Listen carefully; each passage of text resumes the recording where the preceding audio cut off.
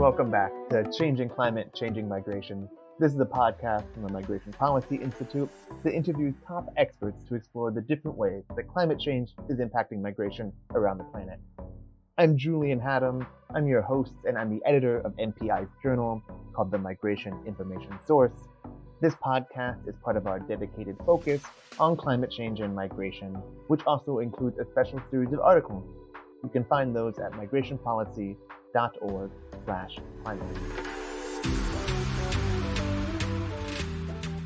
A recurring theme of this podcast has been the potential for climate events and environmental change to drive migration. But that word potential is really important.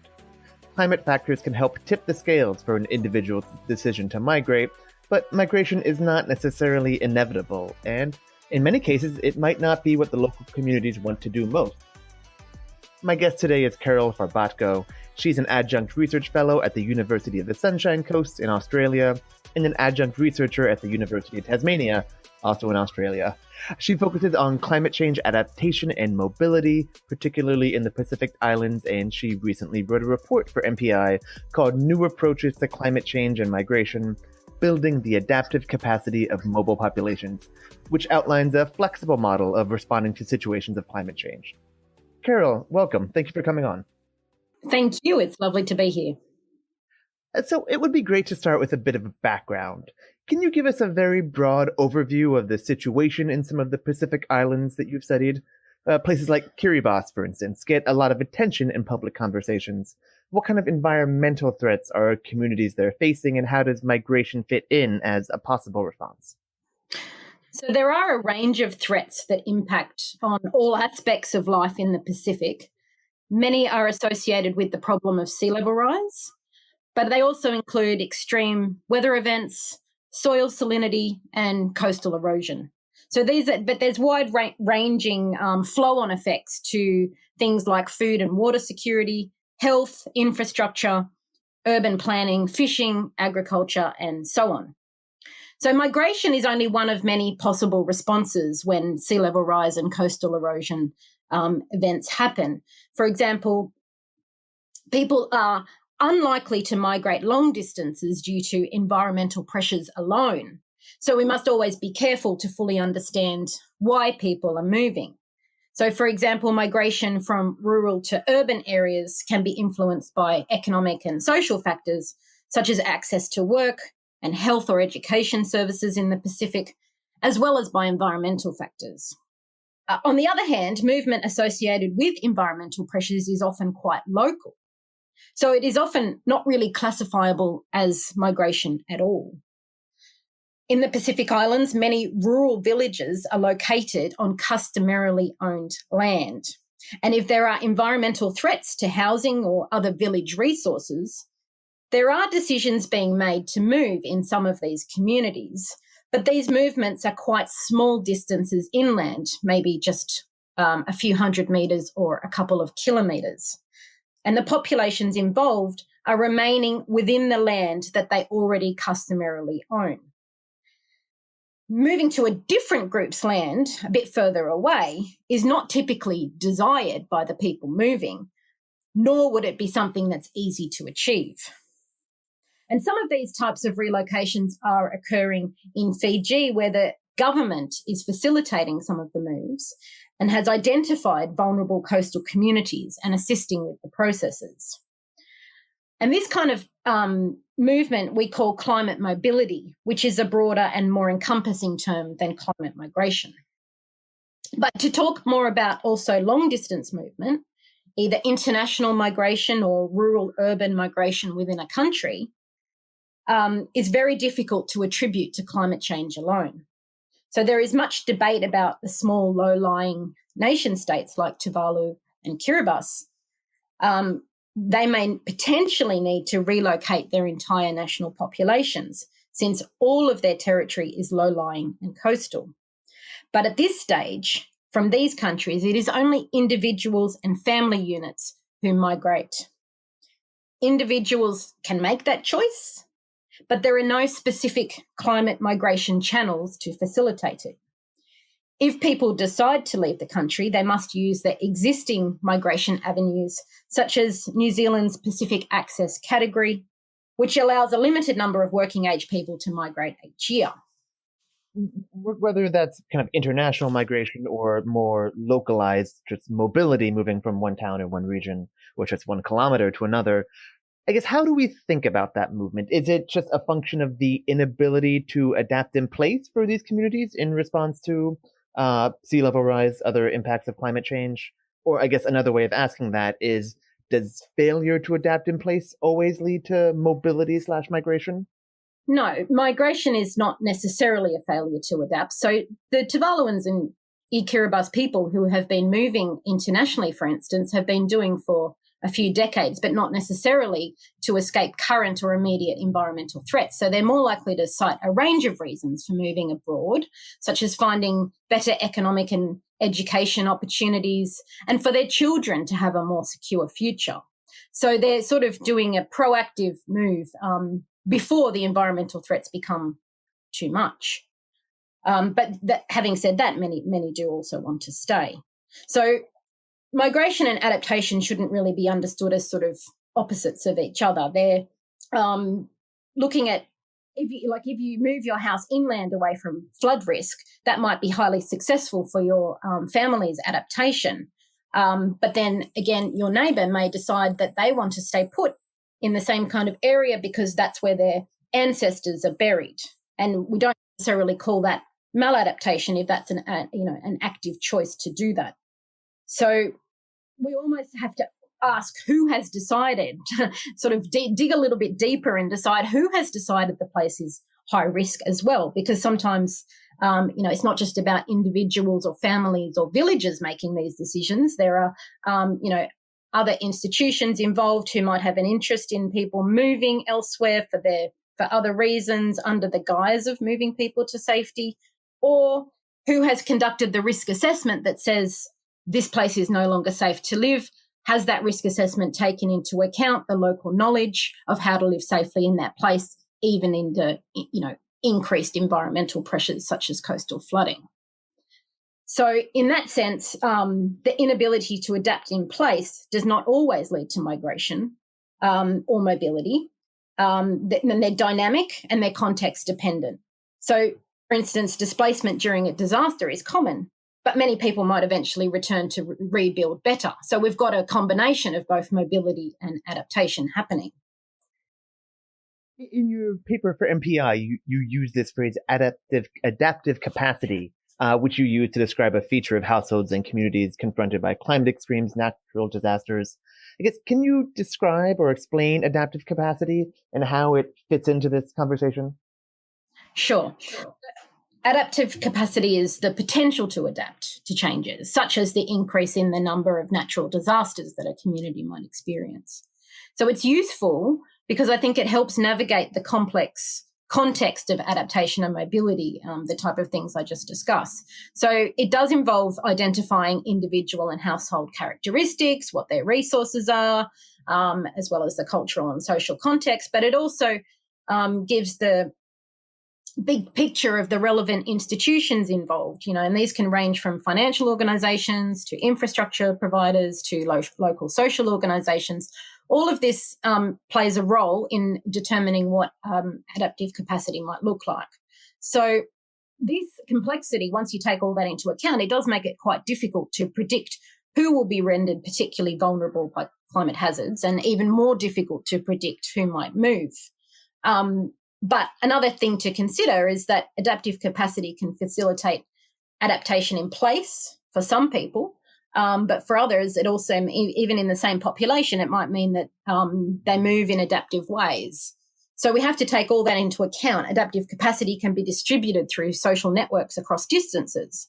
So people who have connections elsewhere often have higher adaptive capacity than those who do not. And this type of thinking is quite common among those who study migration, but it still needs to be better understood in the adaptation sector. So this is sort of, where my work comes to try and bring in knowledge of what's happening, when people move, as well as what's happening in terms of adaptation, which is often only focused on single sites. I'd love to get specific if we can. You talked about Tuvalu, which is a small country comprised of a few islands in the South Pacific. For listeners who might not be familiar, low-lying communities there face some pretty serious risks in terms of things like erosion, rising sea levels. But these are small islands, right? And there isn't necessarily always other places to go nearby on the island. So what are the adaptation strategies that communities, the Tuvalu government, are taking to confront some of these hazards? And how does migration fit in as part of that broader picture, to the extent that it does? Yes, it's right that in Tuvalu and Kiribati, it's very difficult to move communities sort of to safer, more inland places because basically the small, very small islands are so narrow that there is no inland. So the government in these places, in Tuvalu in particular, is taking a range of approaches to address climate change and has been for a very long time, actually. So one of the key strategies is to lobby at the international level to reduce greenhouse gas emissions. But there's also been a process of mainstreaming climate change considerations across many aspects of governance in Tuvalu, including social and economic development, infrastructure, and so on. And migration is a part of that, but it's quite a small part of that. Migration is currently positioned in the national policy as a choice for individuals if they wish to migrate internally or internationally. But a very big focus is on climate proofing the coasts of the small islands, including large fortification projects to build up the islands against sea level rise. And this is because the first choice of the government and much of the population is to stay in Tuvalu as long as possible. So any form of wholesale population relocation is considered very much a last resort, but that last resort option is being enshrined in national policy. It's definitely being taken seriously, but it's not the priority at this stage.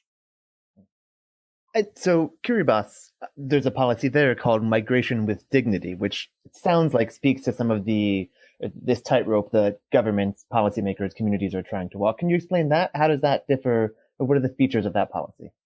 Yeah, sure. It's actually, it's been a very well-known policy, although it was introduced by a previous government probably about 10 years ago, maybe a little bit longer now, and a different government has come in and actually repealed it. But it's very much held up as a model of what climate migration policy might look like. Again, Kiribati has the similar sort of approach to Tuvalu of climate proofing the islands as much as possible. But the migration with dignity policy was really quite novel in providing a framework through which migration opportunities, particularly international ones, could be improved for the citizens of Kiribati. But this was both in terms of circular migration, going abroad to work or study and going back, but also expanding permanent international migration options. So it focused on both. And under this scheme, the focus would be on the upskilling of people. So it was very much about development of the Kiribati population to be able to work in international labour opportunities. And this would be a no regrets approach and give people multiple choices. People could get the skills to work abroad and send remittances home. They could also return home at different times to contribute skills in the islands. And, for instance, there was a scheme where nurses could be trained in Australia and they could either stay in Australia and apply for permanent residency in Australia, or they could move back to Kiribati and work as nurses in Kiribati, and the nurses were needed in both places, so people had these choices. And then also it would be about expanding the Kiribati diaspora internationally. Over time there would be more people living abroad, which may eventually help any sort of, more holistic national movement at a later stage, should it be needed. But this policy hasn't been pursued at the moment. It's been sort of dormant now that there's a new government. That's interesting. But it seems like, at least in both of these countries, there's a strong focus on personal choice and kind of a real effort to eschew any sort of notion about compulsory movement or really coercing people into movement. It really seems very focused on voluntary efforts. Is that a fair description? Absolutely. Yep, that's exactly right. And I think that's very much sort of, working against this idea that, these people are just super vulnerable and need some sort of, humanitarian assistance. It's much more about, what choices can we give our citizens to help them make the decisions that are right for them in this changing climate that we're facing. Without going too much into politics, I'm curious, what about that works and what about that does not work? I guess what are the successes and the failures of that? Because I can imagine that on the one hand, it's probably more expensive to enable this voluntary nature when, money is always short, especially when you're dealing with developmental issues. But obviously it seems like it's popular, or at least voluntary things tend to be more popular than coercive methods. So what would you say the successes and troubles, I guess, of this general approach has been? To be honest, I think it's very successful. I mean, people are happy with the way the government is, planning for a difficult future. There still remains to be, specific migration channels worked out, because at the moment, the only people who can migrate internationally are people of a certain working age. So it's limited in terms of who can access it, and that should be something that could be focused on in the future. But, I guess the biggest sort of difficulty is actually the staying in place. People are happy that the government is working on things like land reclamation, but that's very expensive and it's not necessarily a permanent solution. So, the land reclamation might work for 20 years, but then it needs to be done again. So, because erosion is still happening. So it's not a, these are dynamic atoll environments. They're building up a sort of solid fortification of them is actually quite difficult and super expensive. So it's sort of a solution for the moment, but what happens in 20 years? Do we need to do it again? Where are we going to get the finance for that? That's a question. Yeah. Huh. You talk about this notion of an adaptation pathways approach, which you've positioned as a slightly more flexible response to some of the other efforts to combat the impacts of climate change through migration. I guess, can you talk about that? Can you describe that? And is that another way of making sure that policymakers take a more holistic view of the situation? I guess, how can we think of adaptation pathways as a response? Yes, well, it's a sort of a stepwise approach to decision making that can be used in, local to international kind of projects and planning arenas, where decisions are made incrementally and adapted along the way, rather than planning projects out in their entirety before they start. So this can be sort of applied, for instance, to a national climate change adaptation sort of policy approach, which is sort of the things I've been discussing in Tuvalu and Kiribati, where they're not just focusing on relocation or adaptation in place, they're focusing on both simultaneously and having, certain triggers for what might happen. So the trigger is, at the moment, if an individual wants to migrate, that's fine, but we're also going to, work on financing for our fortification of coasts. So that's sort of the adaptation pathways is working at the moment. There are different pathways in terms of, different segments of the population. And that's still, it's work in progress. But that's sort of the way things have been set up to be flexible, to take account of new information, to take account of new social environmental conditions. There may become a point, say, in 20 years where the Tuvalu population is more interested in international migration options, so that could be triggered because it's already in the policy. But at the moment, it's not necessarily the focus. But it also helps to, build consensus and learning along the way. So they're very flexible and very sort of adaptive ways of approaching these very difficult problems, because it is a very difficult problem. Do we stay or do we go? It's been a very very difficult problem for these small countries for a very long time. So I think the way they're dealing with it in terms of, like the migration with dignity policy was very flexible, very much a pathways approach. And what they're doing in Tuvalu is similar. They've also done similar policies in Fiji in terms of local relocation of villages. So it's working, and it's quite sort of, advanced globally in terms of climate mobility policy. So the Pacific is almost like leading the way internationally. I can, if you'll allow me to, I can imagine a criticism in which maybe this is perhaps pessimistic or nihilistic, but people will say, we know the sea level is rising. It's these extreme climate events and extreme climate changes are inevitable in some degree. Is it not just forestalling the inevitable to allow people to make this decision and to invest in adaptation strategies, which, as you note, might have to be done every 20 years and every 20 years again, all of which is expensive, which is time consuming. I guess, what is the response to criticism like that? Yeah, it's a very good point. And of course, that's something that, the people of these countries take very seriously. So it's, I guess, in the West, we might say, we just, if our house is under threat from an environmental threat, well, why not sell it and move somewhere else? But it doesn't necessarily work that way when you're an Indigenous person with very strong connections to your land.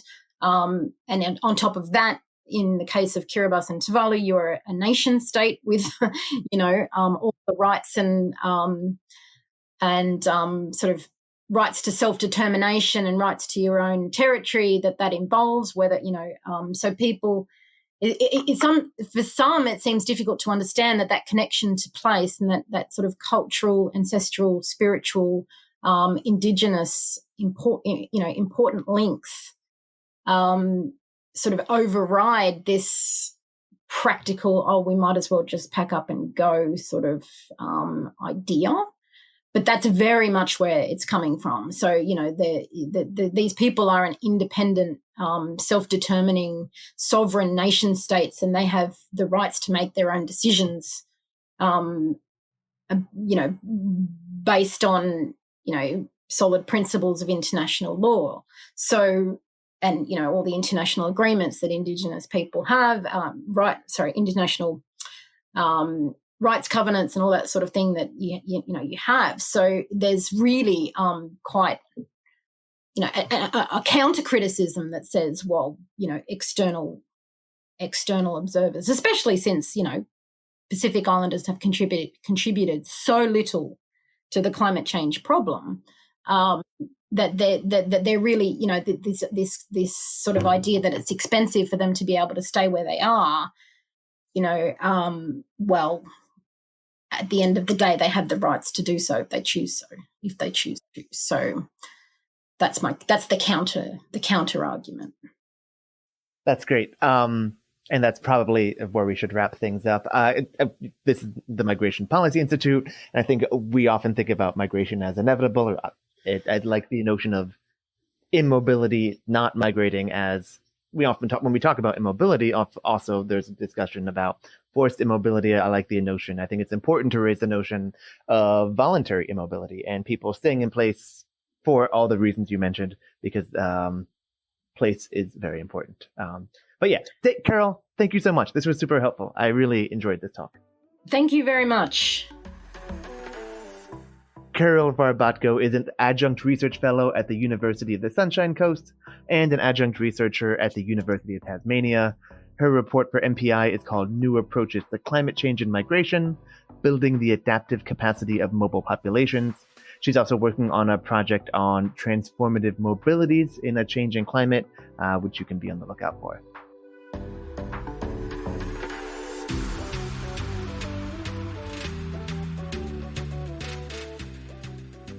The Pacific Islands play an outsized role in a lot of discussions about climate change.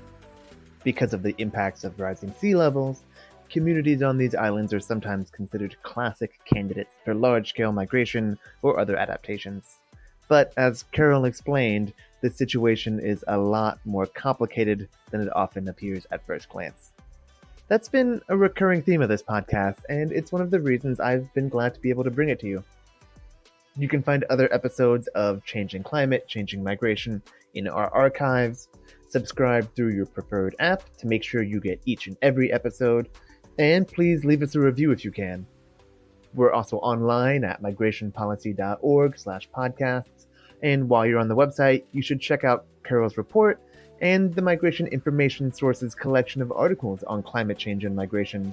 Those are at migrationpolicy.org/climate. Yusuf Hamid and Kenya Guerrero produced this episode, with special assistance from Julia Yanoff, Lisa Dixon, and Michelle Middlestat. Touch by Patrick Patricios is our music. My name is Julian Haddam. Thanks for tuning in. I'll see you next time.